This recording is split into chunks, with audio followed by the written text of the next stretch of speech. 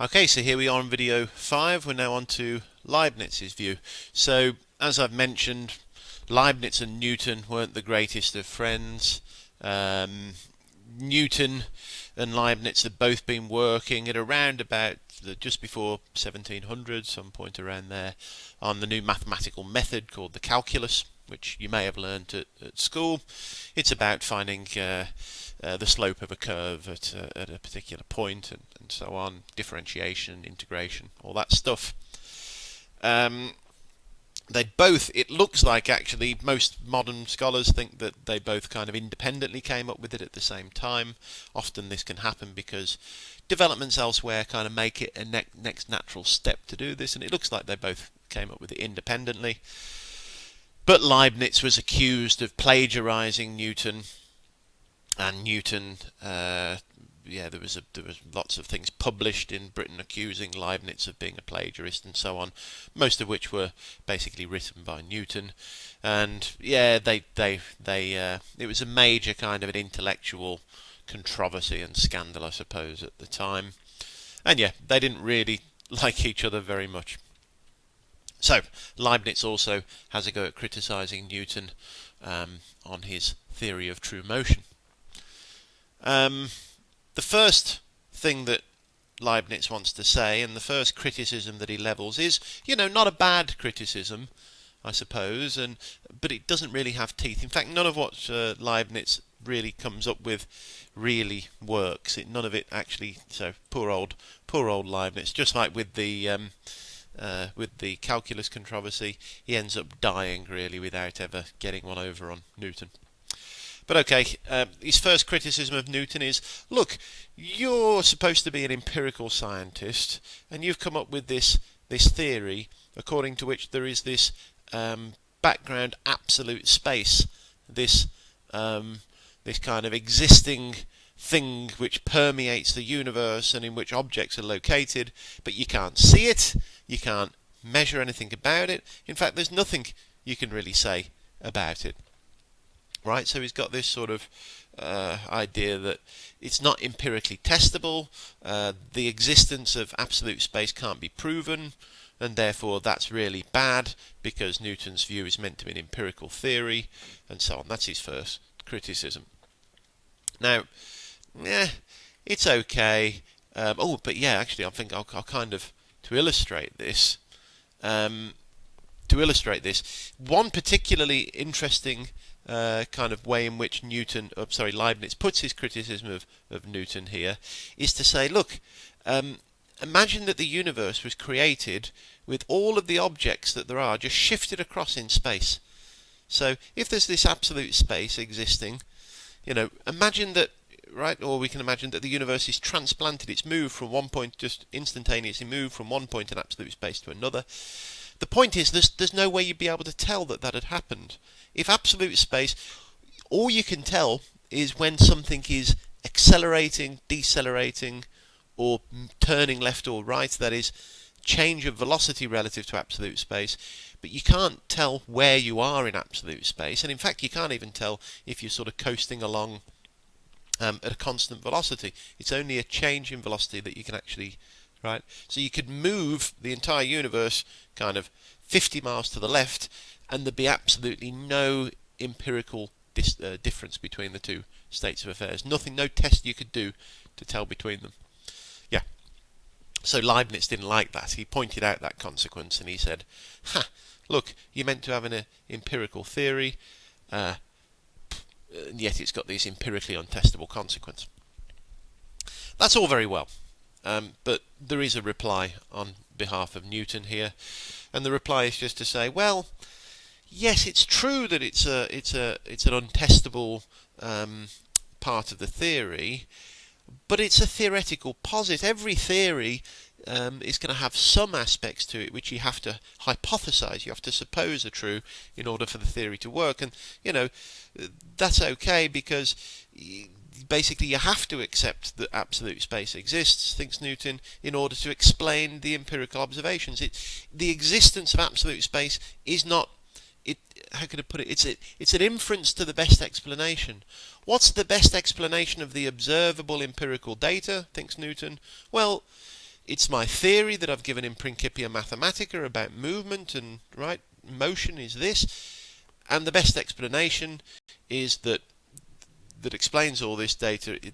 Part of my theory is this. So it's almost like you've got to accept it if you're going to accept the empirical observation. So yeah, it's not directly observable, but so that's the kind of reply, and I think that's good. But there is something more for Leibniz to say here, and there's something he does say. The thought is, well, do we really have to accept the existence of absolute space? So take Newton's bucket, right? Take that example, which he marshals to try to show is his kind of prime example of why Descartes' theory is wrong. And Leibniz sort of thinks, well, do we have to accept that absolute space exists in order to explain what's going on in Newton's bucket? Leibniz thinks not. So, okay, here's a way of thinking about this. Think about the argument. Oh, that's a bit... anyway, sorry, I don't know why it's gone like that. Anyway, the argument in effect that Newton gives is this. He says, well, the effects that we see in the bucket experiment can't be explained by Descartes' account of true motion, right? Because, as we saw, on Descartes' account of true motion, the physical effects that we see are anti-correlated with the appearance of true motion. At the beginning of the experiment, when the water is undergoing maximum true motion, according to Descartes' view, we see no physical effect, the water is flat. At the end of the experiment, when the water has started spinning along with the bucket, and therefore is at true rest in Descartes' view, we see the maximum, or we see the meniscus, we see the right. So the effects there, Descartes' account just gets it wrong. However, the effects seen in the experiment can be explained by Newton's account of true motion, right? This is the thought, because for Newton, true motion is change of velocity relative to absolute space, and when something is rotating, it's going to be changing its velocity, it's changing its direction, right? So, okay, Descartes can't explain what's going on, Newton can. Newton's account of true motion implies that absolute space exists. Therefore, absolute space exists. That's basically how Leibniz sees Newton's argument. And in effect, it is Newton's argument. Newton wants to say, look, the only way we can explain the effects that we see in this experiment is by positing absolute space. I mean, that's what that says. But what Leibniz notices here, and this is a very good point, is that there is a lacuna. This is not a valid argument, right? There's a missing premise. Because think about it like this, you say, well, Descartes can't explain what's going on, my account can explain what's going on, my account entails that true motion, that absolute space exists, so absolute space exists. Well, yes, but there's a missing premise really, it's this. The effects seen in Newton's bucket cannot be explained by any other theory. It's all very well to say Descartes' theory can't explain it, but mine can. But what about if there's another theory out there that can also explain what's going on, one that doesn't imply that absolute space exists? And that's what Leibniz wants to do. He wants to say, there is indeed another such theory out there, and I'm going to give it to you, right? So in other words, he wants to set up an alternative theory about what's going on, what true motion is, and how to explain the effects seen in, for example, the bucket experiment. Now, unfortunately, Leibniz he does sketch an alternative theory, but unfortunately he died before he got much of a chance to develop it in any kind of a detail. And in fact, it's going to turn out to be a bit. It's not. Well, you see, maybe it turns out to be some kind of truth to it. Yeah, you see, I'm thinking. I mean, I'm saying this. I'm still thinking in the way I was thinking about these issues. You know, I'm talking as if I'm still thinking about these issues in exactly the same way. I'm going to say a bit about this in a minute. So I think there might be more to Leibniz's view. than I originally thought. Yeah, we'll see. Anyway, we'll get to it. So Leibniz, he sketches this alternative theory. He says this. He says, well, true motion, it comes from kind of,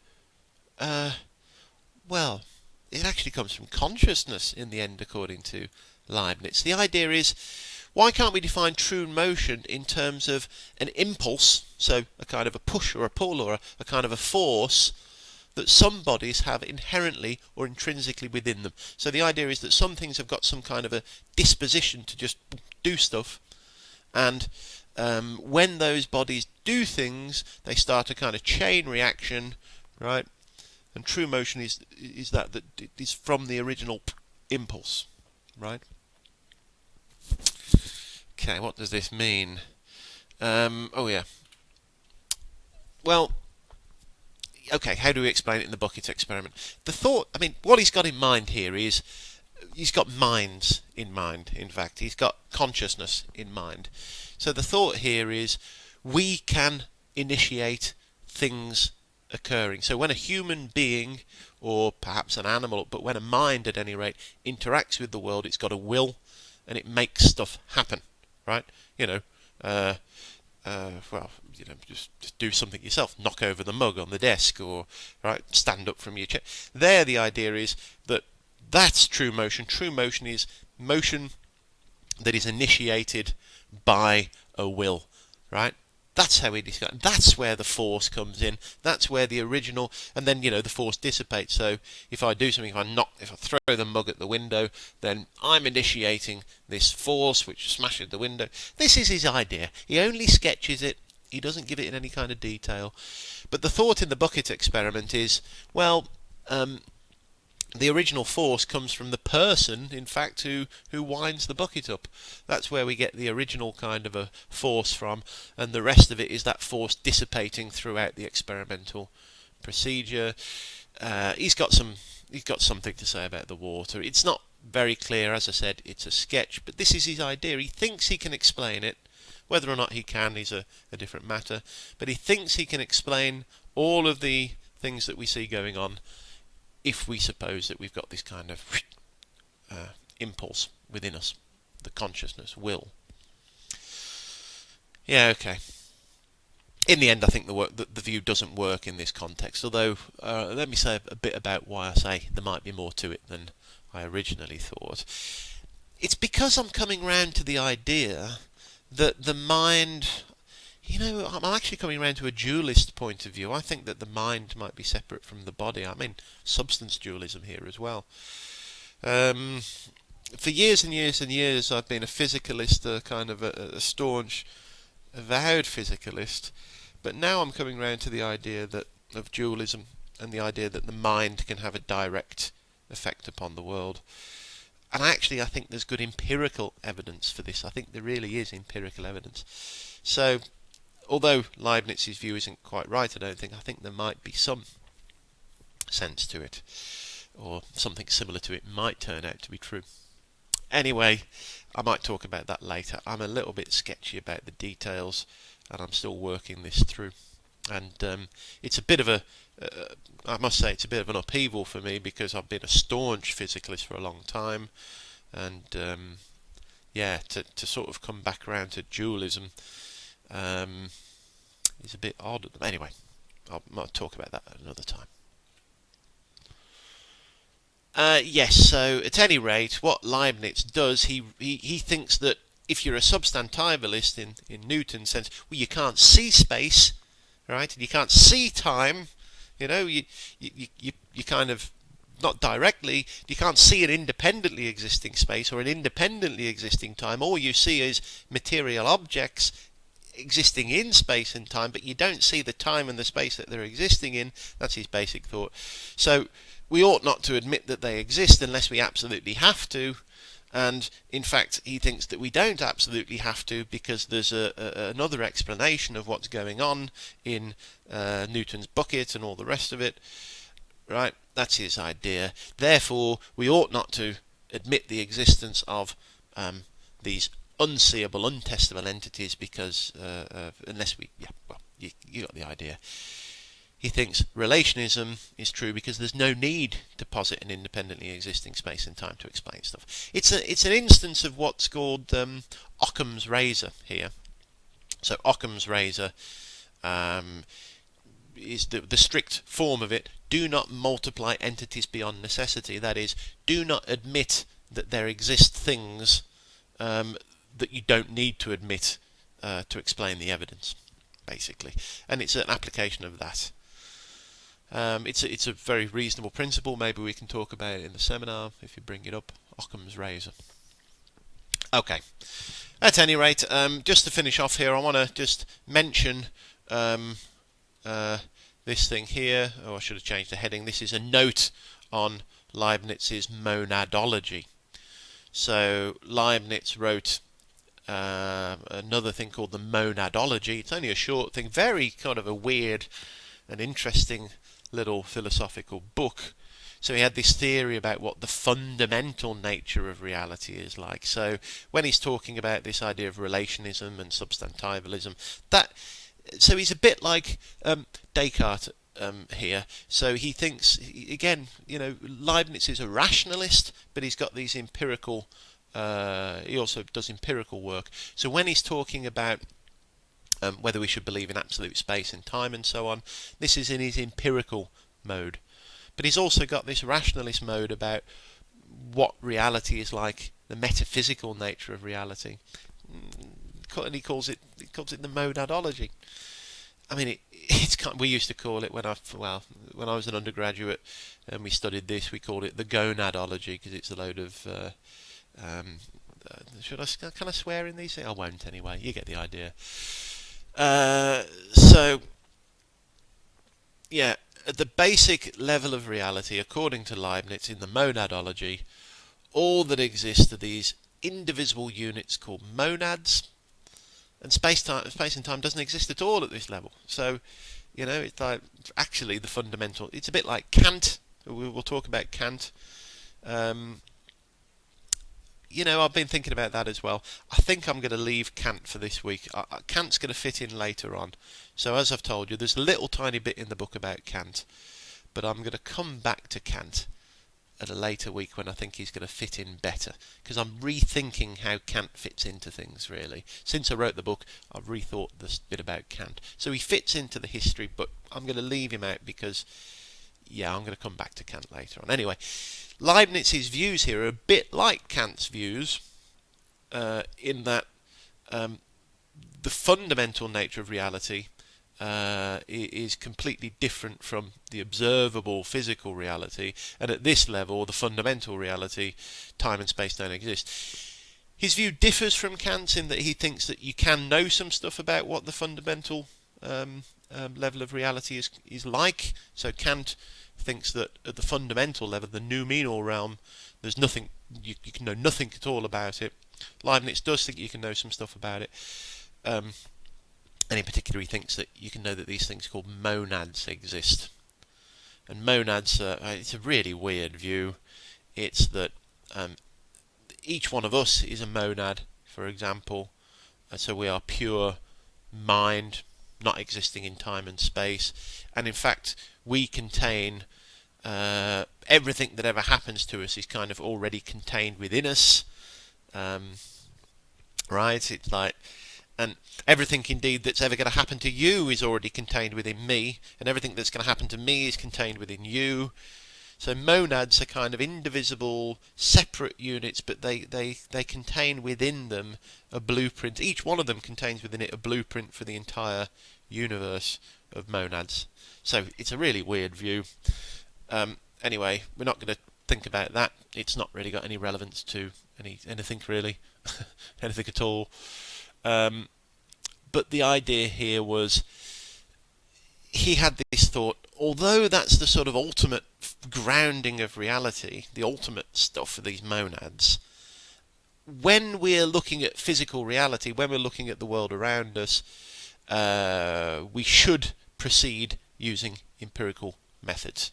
So that is, our theories should be built based on good empirical principles about what's testable and so on and so forth. So he thought he could basically separate off the metaphysical from the empirical, and that's why he's able, despite the fact that he thinks that time and space don't exist at the fundamental level, he thinks that at the empirical level, all the things you say, you don't have to pay any attention at all to that underlying one. So therefore, he thinks he can criticise. Anyway, it's worth just noting that in case anyone's confused about, hang on a minute, how can he criticise Newton for thinking that absolute space exists, and so on and so forth, and on empirical grounds when he's got this weird view of. Anyway, hope you see. He thinks he can ignore that aspect of reality when talking about the empirical stuff. Okay, I'm going to leave it at that this week. So the only thing that I've kind of haven't covered is the Kant, and as I've just said, I think I'm going to cover that later on. I've got an idea about where that's going to fit in the module later. So yeah, that's quite we probably won't really come back to the substantivalist relationist issue too much as we go. It's important to know about it because it does link up and connect with some further issues as we go through. But we won't come back and deal with it explicitly again until week 10. So we'll mention some consequences for it, and there'll be some things that you'll need to know about it, but we're not going to explicitly consider it again until week 10. Okay, alright, thanks very much, and I'll see you in the seminar.